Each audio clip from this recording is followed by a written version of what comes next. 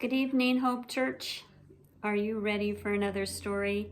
This is about two sisters called Zelda and Ivy, and it's written by Laura McGee Kovnowski.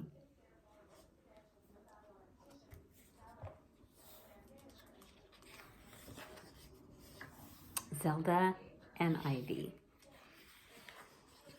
Chapter 1, Circus Act. Let's play circus, said Zelda. You can be the fabulous fox on the flying trapeze. Okay, said Ivy. She put on a fancy hat and sat down on the swing. I'm the oldest, said Zelda. I will announce your tricks. Zelda stepped to one side. She held out her baton. Behold, she said, the fabulous Ivy on the flying trapeze. Ivy started to swing back and forth. She pointed her toes. She flipped her tail. She smiled a big smile. And now, said Zelda, the fabulous Ivy will stand on the flying trapeze. Ivy carefully stood up. She kept swinging back and forth. And now, said Zelda, the fabulous Ivy will stand on one paw. Ivy stood on one paw. The swing wobbled. Holding on with only one paw, added Zelda. Ivy tried to hold on with only one paw. She tried to keep smiling.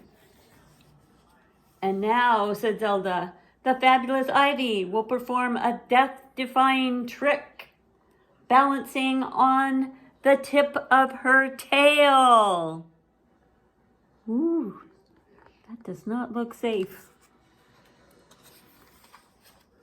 Ivy fell off the swing. She started to cry. Don't worry, said Zelda as she helped her little sister dust off. I have trouble with that trick, too.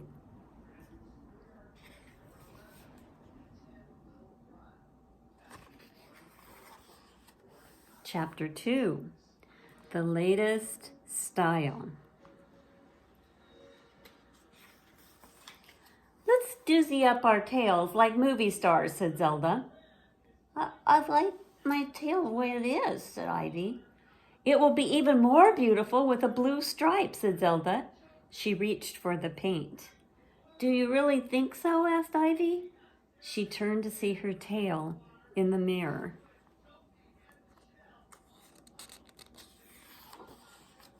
Zelda painted a bright blue stripe down Ivy's tail. The stripe brings out your natural highlights, said Zelda. Oh my, said Ivy. I'm not so sure. Relax, said Zelda. Stripes are cool. Shall I paint a stripe on your tail? Asked Ivy. Wait until I'm done, said Zelda. I'm going to make your tail even better with scallops. Scallops? Said Ivy. I don't know anyone who has scallops. Zelda cut scallops into Ivy's fluffy tail. Oh dear, said Ivy, trying to smooth her tail fur. Don't worry, said Zelda. Scallops are glamorous. Shall I scallop your tail? Asked Ivy. Wait until I'm done, said Zelda. Here's the final touch. Zelda sprinkled golden glitter up and down Ivy's tail. Oh my, said Ivy, shaking her tail.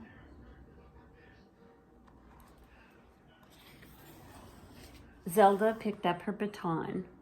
She stepped back and pointed at Ivy. Voila! A masterpiece! Ivy looked down. I kind of liked it better plain. Plain is okay, said Zelda, but this look is the latest style. Do you like it? Mm-hmm.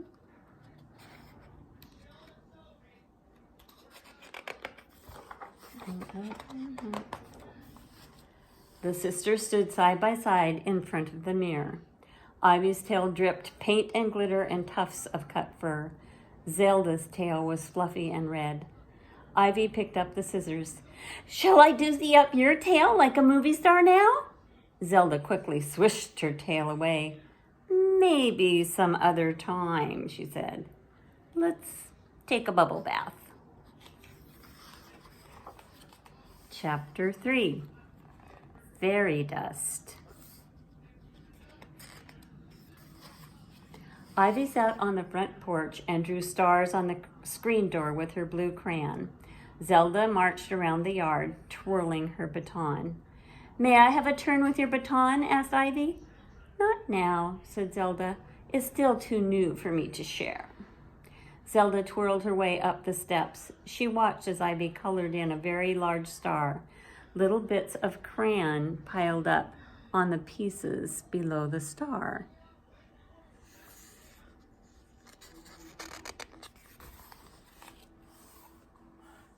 Look at this, said Zelda, picking up the crayon bits. Magic fairy dust. Really? Asked Ivy. Oh, yes, said Zelda, twitching her whiskers. If you put this under your pillow and dream of your wish, it will come true. Zelda marched and twirled her way back down the steps. Ivy carefully gathered the magic fairy dust. That night, Ivy put the fairy dust under her pillow. I wish for a baton, she said. It might not work the first time, said Zelda. A silver baton with red ribbons on the ends, just like yours. It probably lost its magic during the day, said Zelda. I will dream of marching and twirling just like you, said Ivy, and she went to sleep. But Zelda could not sleep. She looked at her baton shining in the moonlight on the chair. She listened to the soft snores of her sister sleeping below her in the bunk bed.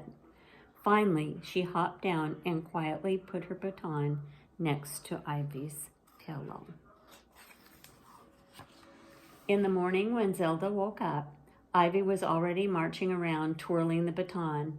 Look, Zelda, she said, my wish came true. I have a baton exactly like yours.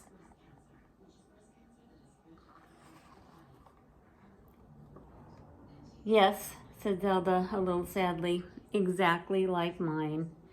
I'm going to twirl and march all day, said Ivy. Get your baton and twirl with me. Oh, said Zelda, my baton. I'll get it for you. You left it on the chair last night. Ivy looked on the chair. She looked under the chair.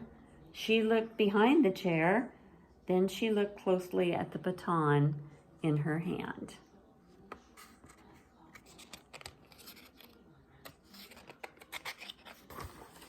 I see, Ivy said slowly. She brushed the red ribbons against her chin. Zelda, she offered, we can share my baton together. Thanks, said Zelda. I am the oldest, so I will go first.